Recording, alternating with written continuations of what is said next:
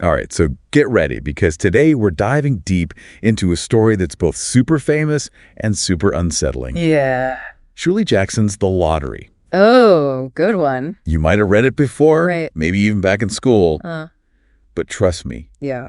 there's always something new to discover I think so. in this seemingly simple tale. It's deceptively simple. Yes, it is. You know, it's interesting how The Lottery caused such a stir when it first came out Oh, yeah. in The New Yorker. Back in 48. Back in 1948, Yeah. readers were writing in, Oh, I bet. canceling subscriptions. Wow. Some even outraged. Really? Yeah. So today, Wow. we're going to try and figure out why this story Yeah. about a small town ritual Mhm. still has this power to shock us decades later. Okay, so picture this. Okay. It's June 27th, Sure. a perfect summer day. Nice. Jackson even mentions the date specifically. Oh, does she? Yeah, it's almost like she's setting us up for something. Like foreshadowing? Yeah, kids are out playing. Having fun. People are just chatting. Small town life. Yeah, like any normal morning in a small town. Right, right. It seems so normal. Yeah, it's like she's painting this picture, this really peaceful picture, Yeah. almost to trick us Right? before things get dark. Yeah, lull us into a false sense of security. Exactly. Yeah. Like even the conversations, Right. Totally. you know, Mrs. Delacroix and Mrs. Graves Yeah. chatting about the weather. Yeah. So normal, so every day. Exactly. Right. And then there's that black box. Oh, yeah, the black box. It's not new and shiny or anything. Mhm. It's described as well used Right. and faded black. Well worn. Yeah, you immediately get this feeling of history. Mm-hmm. Like this ritual has been going on for It's been fair for generations. yeah, generations. That black box is more than just a box. It's a symbol. Mm. You can think of it as like representing the weight of tradition. You know, how rituals, especially ones passed down over so long, can become so ingrained that we don't question them. Right. We just do them. Okay, so let's talk about how Jackson builds suspense. All right. It's subtle, but so effective. Yeah. Even early on, there are these little hints that something's not quite right. Little clues. Yeah. One detail that always gets me is the kids gathering stones. Oh, yeah. At first, it just seems like kids being kids. Right, normal kid stuff. But when you think back on it, it's almost like foreshadowing, subconscious foreshadowing of the stoning later. Yeah. But she doesn't say what the stones are for Right. at that point. And that makes it even creepier. It's like a puzzle piece. It doesn't quite fit yet. Yeah. And that feeling of unease just builds Totally. as you read. Grows and grows. And then we get to the lottery itself.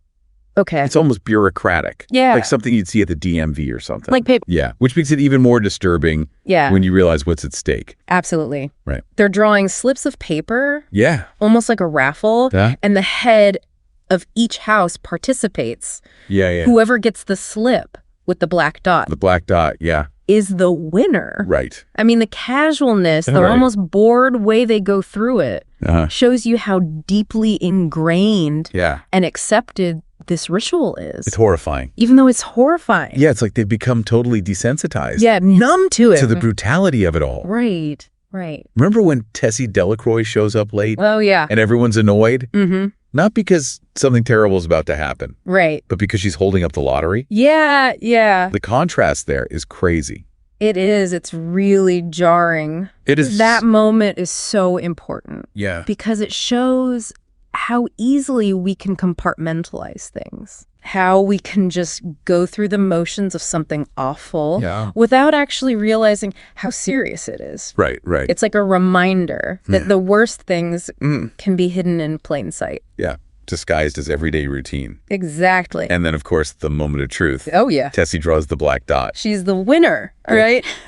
And suddenly the whole mood shifts. It changes instantly. Everyone turns on her. Even her own family. Even her own family. It's scary. It's chilling. Yeah. Mob mentality. Yeah. And the way Jackson uses like anonymity and words like it's on purpose. Yeah. You know? I think so. It emphasizes how no one's really thinking for themselves. Yeah. How easy it is to get swept up in the group. It's like their own identities disappear. Yeah. It's like they become this faceless force. Yeah. And the stoning itself. Oh, it's brutal. She doesn't hold back. No. She don't. On the violence. But what's even more disturbing is the lack of hesitation.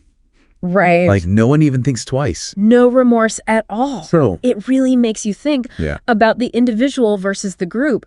Would any of them have done that on their own? Right. Or is it being part of the crowd that makes people do things they never would alone?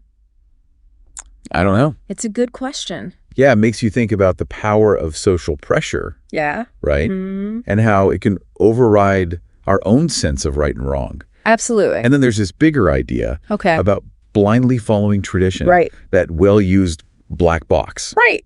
The fact that nothing has changed for who knows how long. Years and years. Yeah. Maybe centuries. It shows how tradition can be used to justify horrible things. It's easy to fall into that trap of thinking, well, that's how it's always been. Right.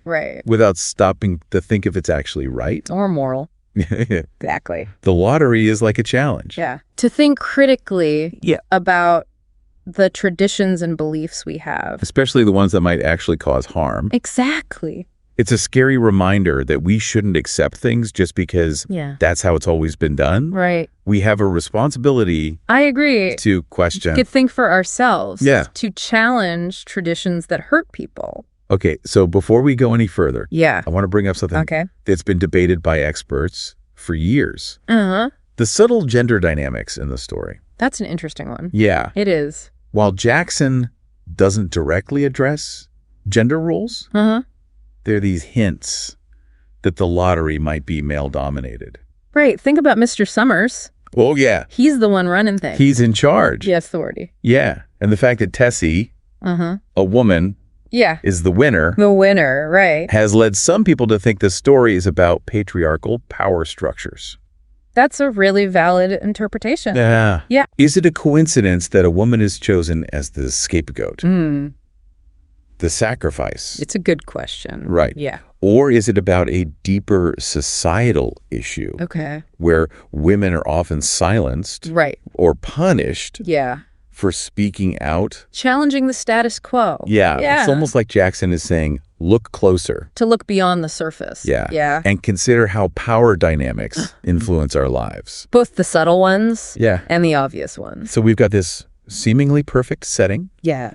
A ritual that's steeped in tradition. And a shocking act of violence. But there's more to it. Clearly. Yeah. The lottery isn't just a horror story. Yeah. It's a social commentary. Okay. Hidden in a story. Right. And to really get it, we need to dig deeper. Into the historical context? Yeah. And all the different ways people have interpreted it? Over the years. All right, so we've set the stage, explored the atmosphere, and touched on some of the themes. Some of the big ideas.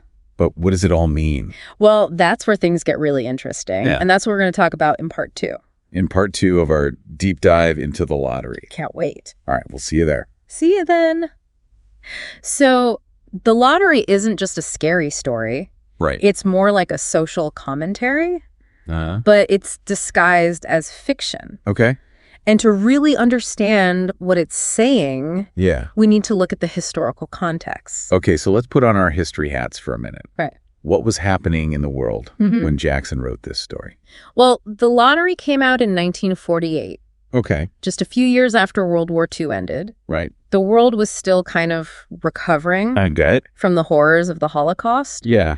And there was this growing anxiety about how cruel humans could be. Right, like on a massive scale. Exactly. So you could see the lottery as reflecting that post-war anxiety, like a warning about blindly following authority or conforming to groupthink. Right. Even when it leads to terrible things. Yeah, exactly. The story seems to say that even in societies that seem civilized, the capacity for barbarity is still there. Yeah. Lurking beneath the surface. It's a reminder that we're not as far from our primal instincts as we like to think. That's a pretty sobering thought. It is. Makes you wonder if those ordinary townspeople in the lottery are really that different from people who did horrific things throughout history. That's the unsettling truth that Jackson forces us to face. Yeah. And it's not just about historical events. Okay. Think about the Stanford prison experiment, right, where regular college students assigned as guards and prisoners became cruel and abusive so quickly. Or the Milgram experiment? Yes. Where people were willing to give electric shocks to someone else just because a guy in a lab coat told them to.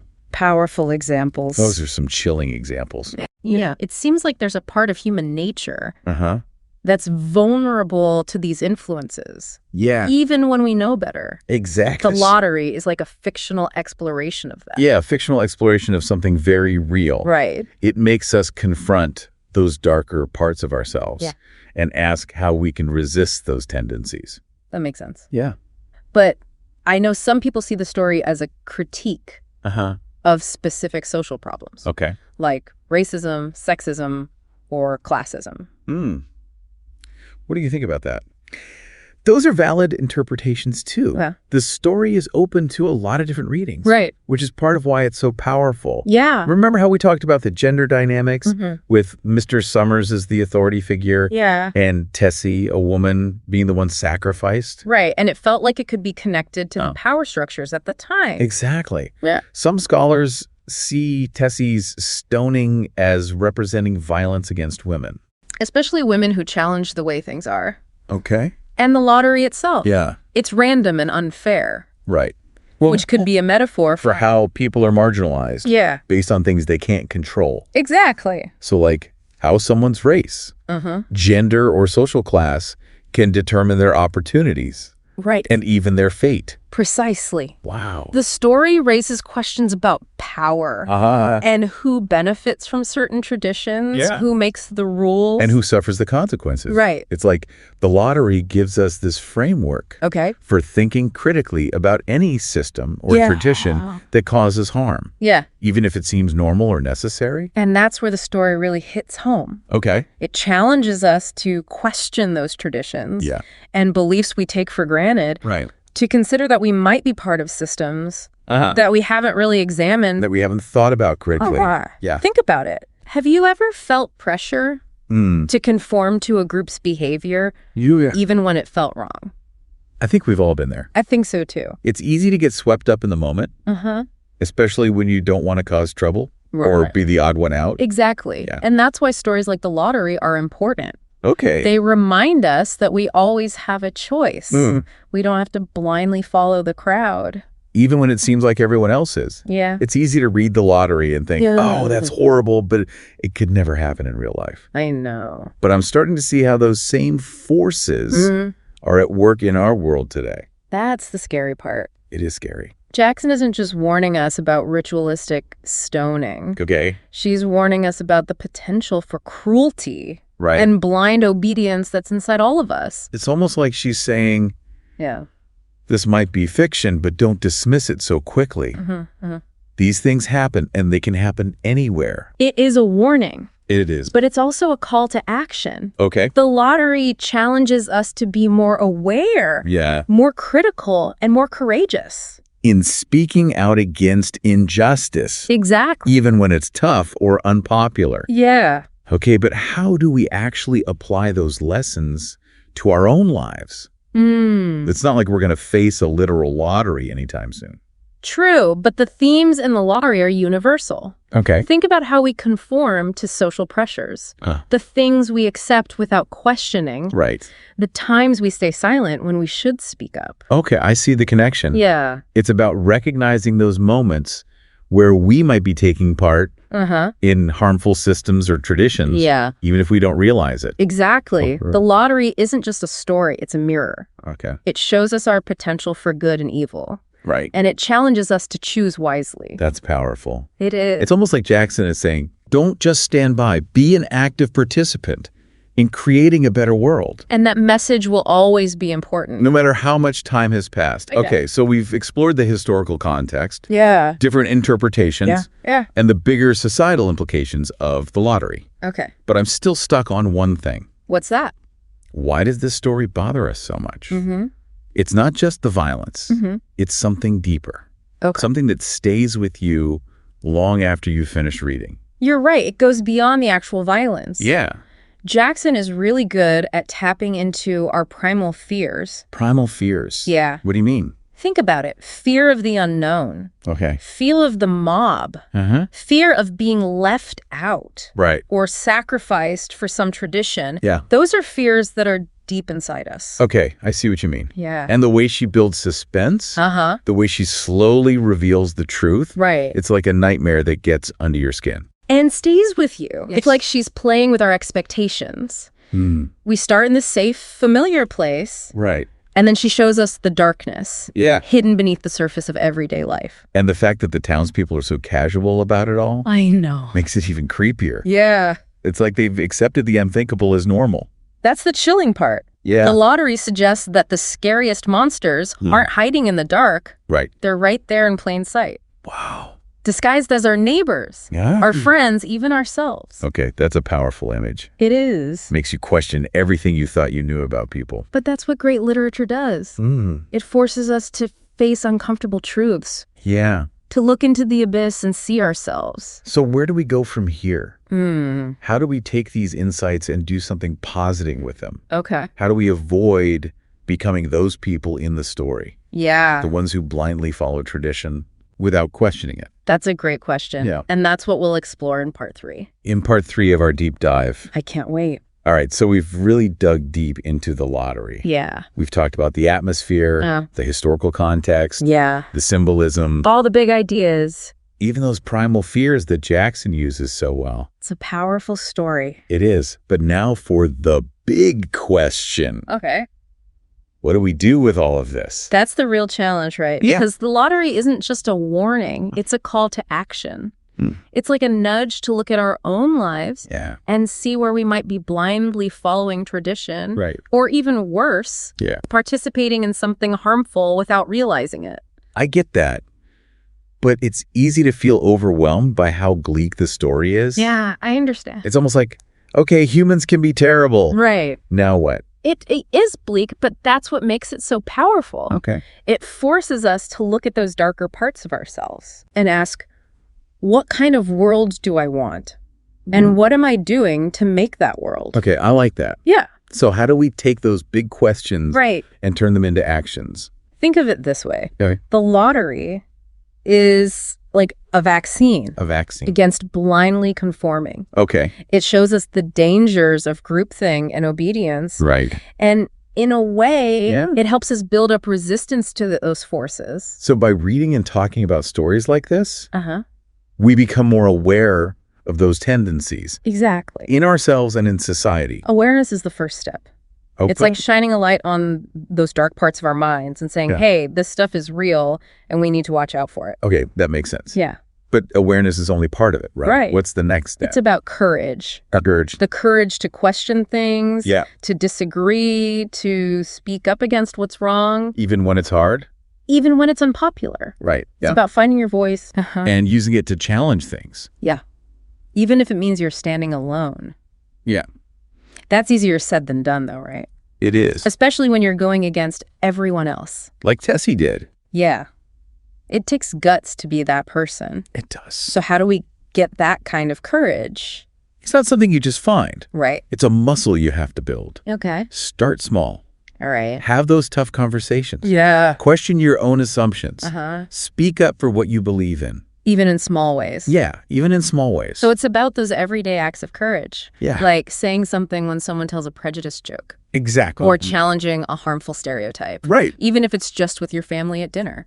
Those small acts matter. Okay. They create ripples. Yeah. That can change people's minds. And over time lead to more just systems. It's like that quote, the only thing necessary for evil to win is for good people to do nothing. The lottery reminds us that staying silent is being complicit. Right. We have to use our voices to fight injustice. And make a better world. And it doesn't have to be some big heroic thing. It doesn't. Sometimes the most powerful change starts small. I agree. That's a good point. Yeah. It can feel overwhelming to think about changing the world. But if we all speak up in our own circles, it can make a real difference. Absolutely. Change can be slow. It can. Happen gradually. It's not always about those big moments. Right. Sometimes it's about planting seeds. Okay. Having those tough conversations, learning ourselves and teaching others. Yeah. And remembering that even small acts of kindness can matter. So after this deep dive into the lottery, what's the one thing you want our listeners to take away? Here's what I want you to think about. Okay. What traditions or beliefs do you accept without questioning? What uncomfortable truths might be hidden in your life?